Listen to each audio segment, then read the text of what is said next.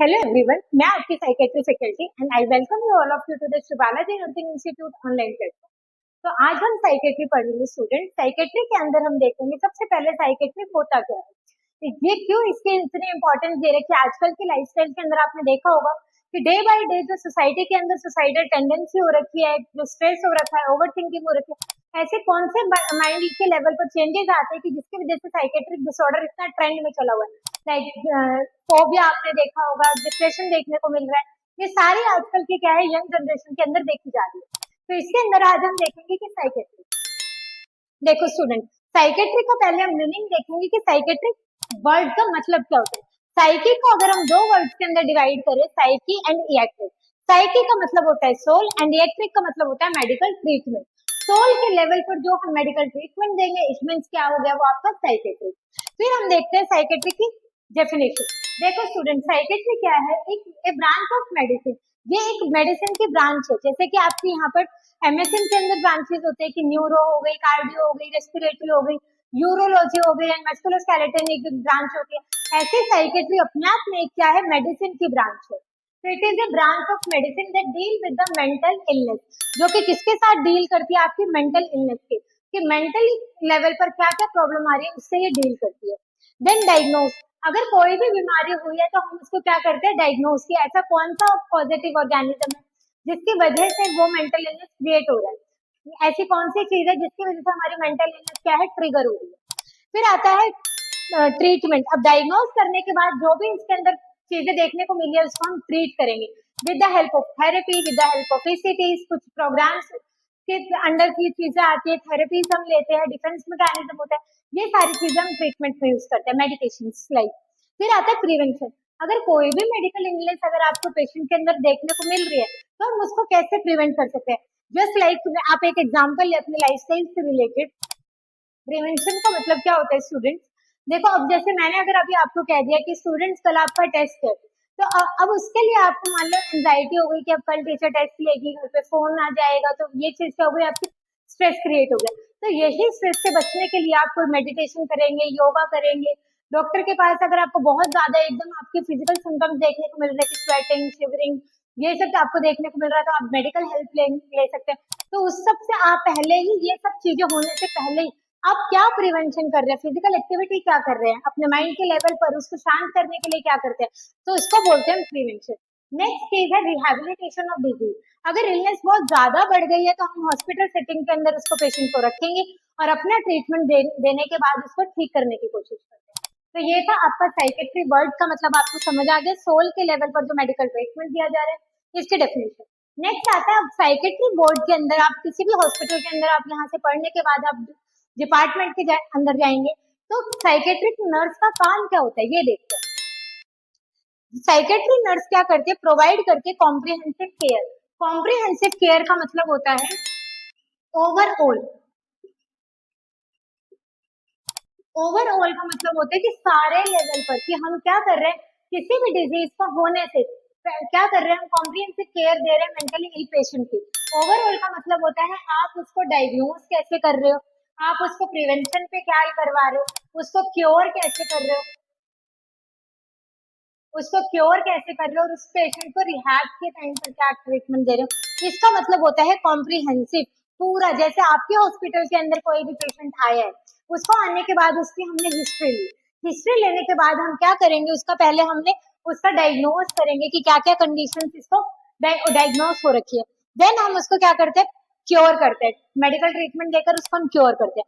फिर उस कोई भी डिजीज कंडीशन है उसको फर्दर कॉम्प्लिकेशन होने से प्रिवेंट करवाएंगे और उसको रिहेबिलिटेशन हॉस्पिटल सेटिंग के अंदर ही रखकर हम उसको ट्रीटमेंट प्रोवाइड करेंगे। फिर आपकी आती है हेल्थ। देखो स्टूडेंट, हेल्थ क्या होता है, health is a state of wellbeing, complete wellbeing, not merely the absence of disease.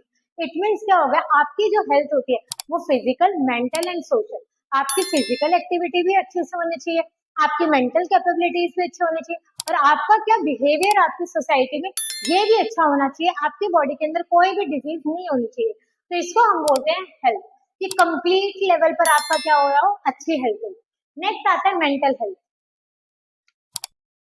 Mental health के अंदर क्या है, स्टेट ऑफ वेलबींग इन विच, ये एक वेलबींग की स्टेट है जिसके अंदर क्या है, इंडिविजुअल रियलाइज, कोई भी इंसान क्या होता है, रियलाइज करता है हिज और हर ऑन मेंटल एबिलिटी, कि उसकी मेंटल एबिलिटी क्या है, क्या क्या वो चीजें कर सकती है, वो चीज को वो आइडेंटिफाई करेगी। कैन कोप, कोप का मतलब होता है लड़ना, can cope with the normal stress of life, और वो जो नॉर्मल स्ट्रेस है आपके किसी भी इंसान की लाइफ का, उसको कोप कर पा रही है, उससे लड़ पा रही है। कैन वर्क प्रोडक्टिवली, अपना काम क्या है प्रोडक्टिवली पूरे अच्छे तरीके से कर रही है, and contribute in the society, और अपने काम से पूरी सोसाइटी के अंदर कॉन्ट्रीब्यूट कर रही है। This is the definition of the mental health person, कि कोई भी अगर तुमसे पूछे कि मेंटली हेल्थी पर्सन की क्या क्या कैरेक्टरिस्टिक्स होते हैं, तो स्टूडेंट्स उसके कैरेक्टरिस्टिक्स होती है, इंडिविजुअल रियलाइज हिज और हर ओन मेंटल एबिलिटी, कि इंसान को पता हो कि उसकी मेंटल की एबिलिटीज क्या क्या है। उसके बाद है cope with normal stress of life, जो भी नॉर्मल स्ट्रेस होता है, जैसे कि अभी कोई रिश्तेदार आने वाले हैं, उनका हम कैसे करेंगे, ये क्या हो गया नॉर्मल स्ट्रेस हो गया, बच्चों के एग्जाम आने वाले हैं, ये बच्चे स्ट्रेस हो गया, तो इनसे वो बच्चे क्या कर रहे हो, लड़ने की क्षमता हो, तो उसको बोलते हैं cope with normal stress of life. After that क्या है, कैन वर्क प्रोडक्टिवली, एकदम प्रोडक्टिव काम से उसको क्या होता है कि एकदम प्रोडक्टिविटी के साथ उसको काम कर सके। कॉन्ट्रीब्यूटिंग सोसाइटी, और उसके बाद क्या है, सोसाइटी के अंदर वो कंट्रीब्यूट करे, अपना पूरा पॉजिटिव इम्पैक्ट सोसाइटी को दे, अपनी जो है अच्छाई पूरी सोसाइटी के अंदर स्प्रेड करने की कोशिश करे। तो इसके अंदर आपको ये चीज देखनी है। अब हम देख रहे हैं कि इसके अंदर साइकेट्री के अंदर हम आगे क्या क्या पढ़ने वाले हैं, क्योंकि अब आगे स्टूडेंट डिसऑर्डर्स आएंगे। एक होता है न्यूरोसिस और एक होता है साइकोसिस।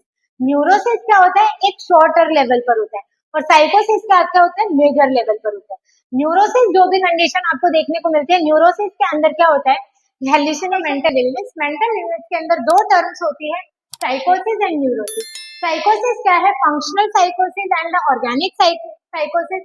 देखो बच्चों, साइकोसिस क्या होता है, साइकोसिस आपकी इंपेयरमेंट इन द ब्रेन के टिश्यू में जो इंपेयरमेंट होती है, उसकी वजह से बोलते हैं साइकोसिस। जैसे कि इसका फंक्शनल क्या है, शिजोफ्रेनिया आपको देखने को मिलेगा, एंड ऑर्गेनिक लेवल पर क्या देखने को मिलेगा, मैनिया देखने को मिलेगा।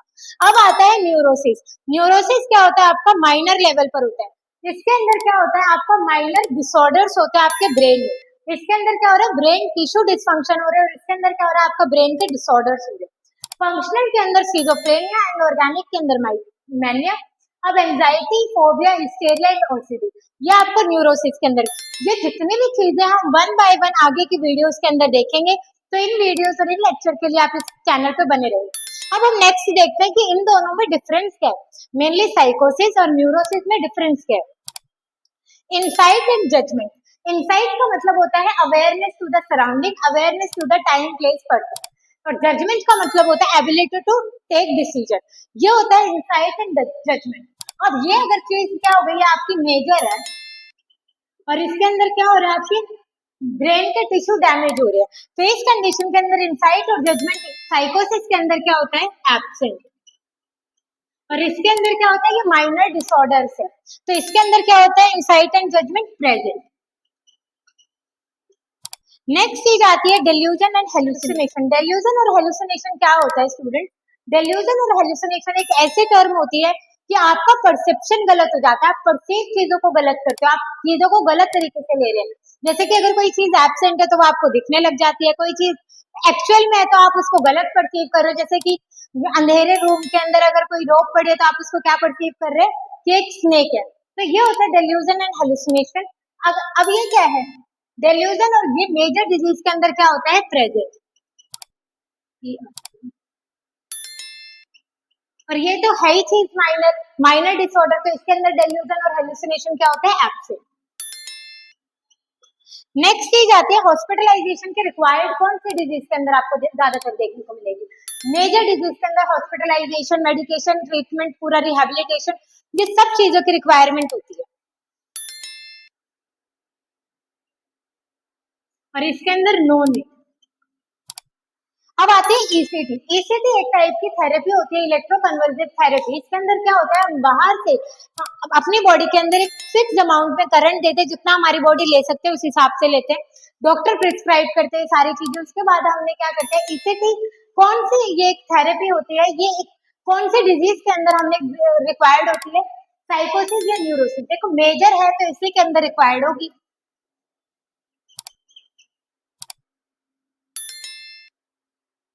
सो स्टूडेंट आज की क्लास के लिए इतना, और थैंक यू फॉर वॉचिंग।